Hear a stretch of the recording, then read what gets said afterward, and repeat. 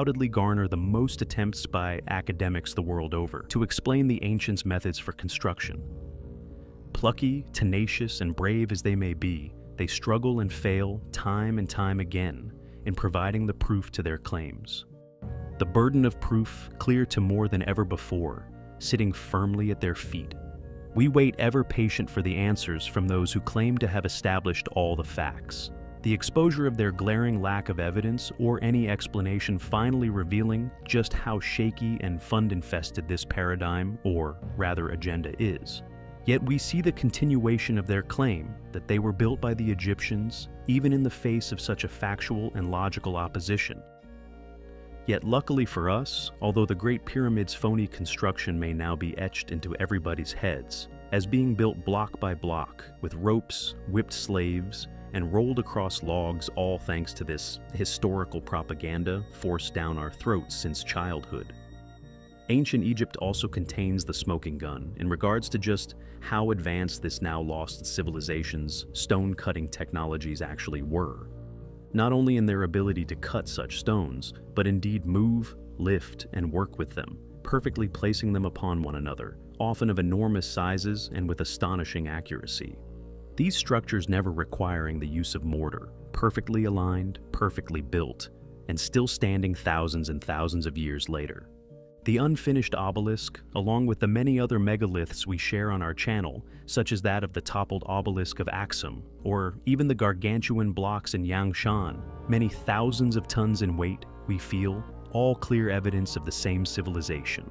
It should be obvious to all who have spent any time exploring these megalithic sites that this civilization were clearly incredibly advanced, and that to suggest differing primitive civilizations, which according to the archaeological record are the only ever inhabitants of said sites, somehow came up with the same tools, techniques, and ability to move such enormous stones, sometimes thousands of tons in weight, hundreds of miles by sheer coincidence, should appear preposterous.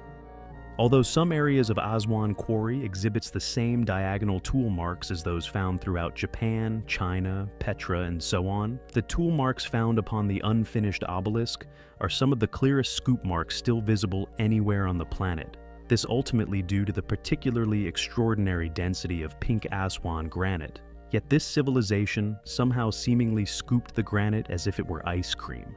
It has long been rumored that the ancients were able to melt stone, and we have indeed found compelling anomalies to back up such claims. Yet, instead of liquefying these stones with heat, did they once possess the ability to manipulate their atomic structure, perhaps via the utilization of sound resonance? It would explain why sound seemingly played such a significant role in the decorative choice made throughout antiquity, in particular ancient India, with many temples displaying columns shaped into 3D visualizations of sound frequencies, with some temples such as that of the Vitali having 12 columns intentionally built to resonate at specific frequencies when struck.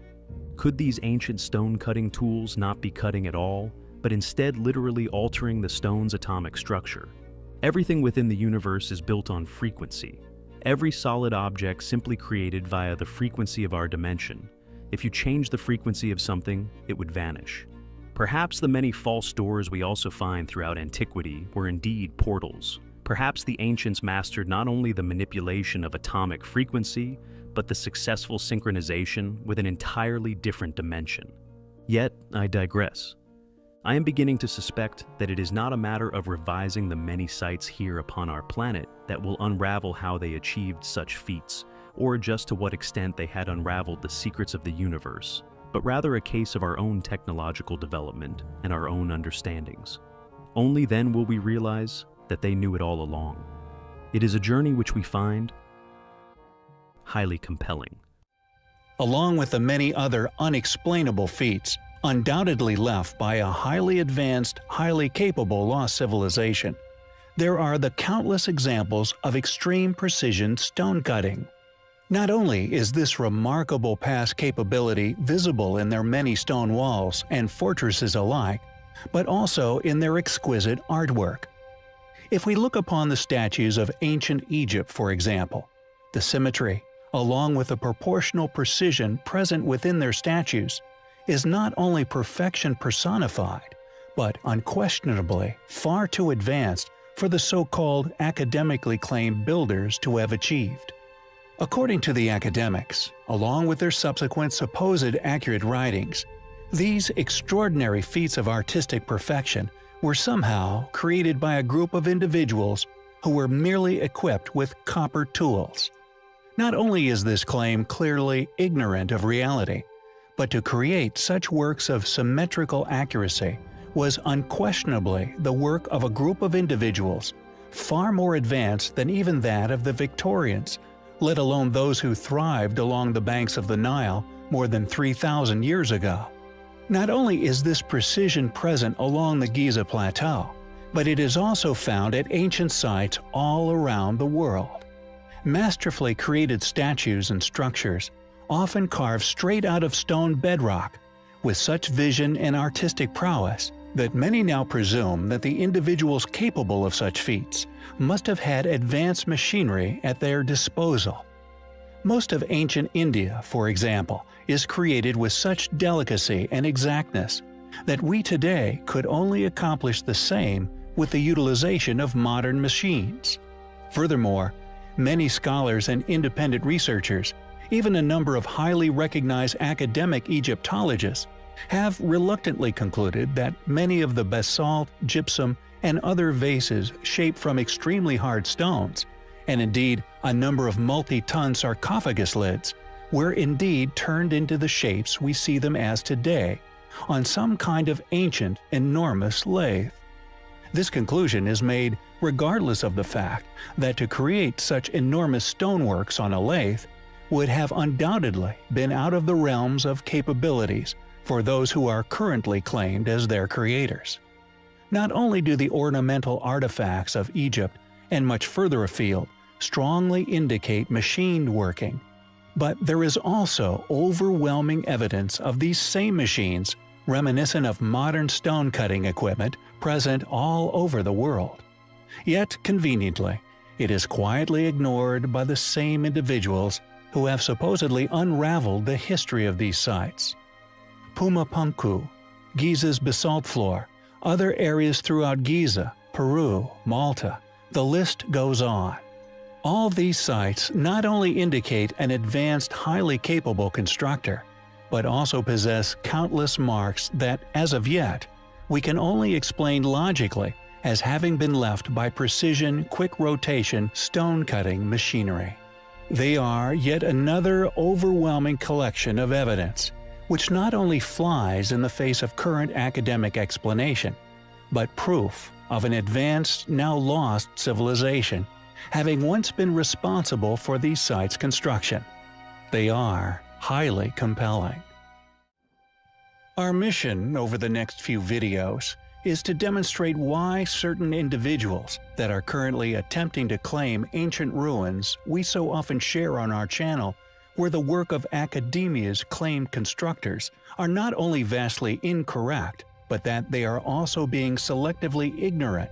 We intend to demonstrate the reasons why this explanation as to their origins is a virtual impossibility, and also prove the level of advanced knowledge needed to construct them evades even our modern civilization.